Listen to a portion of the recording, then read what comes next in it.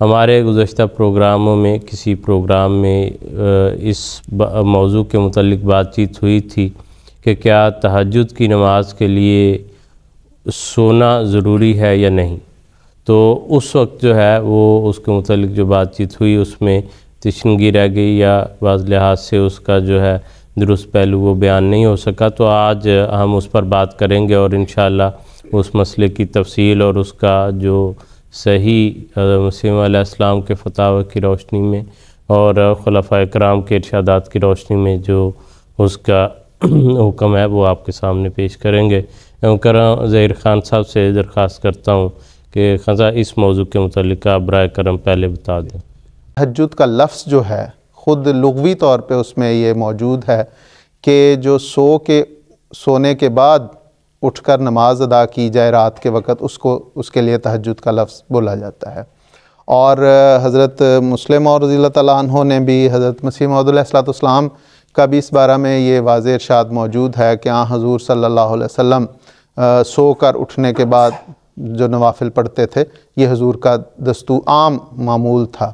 اور حضرت مسلم موعود رضی اللہ تعالیٰ عنہ نے تفسیر کبیر میں اس کا ذکر فرمایا ہے.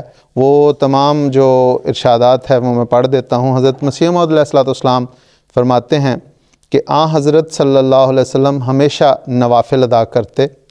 آپ کثرت سے 11 رکعت پڑھتے، 8 نفل اور 3 وتر. آپ کبھی ایک ہی وقت میں ان کو پڑھ لیتے اور کبھی اس طرح سے ادا کرتے کہ 2 رکعت پڑھ لیتے اور پھر سو جاتے اور پھر اٹھتے اور 2 رکعت پڑھ لیتے اور سو جاتے.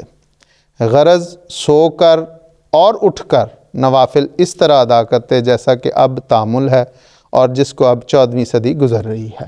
تو اس میں واضح طور پہ موجود ہے کہ حضور سونے کے بعد اٹھ کر نماز ادا کرتے تھے تہجد کی، عام جو معمول ہے.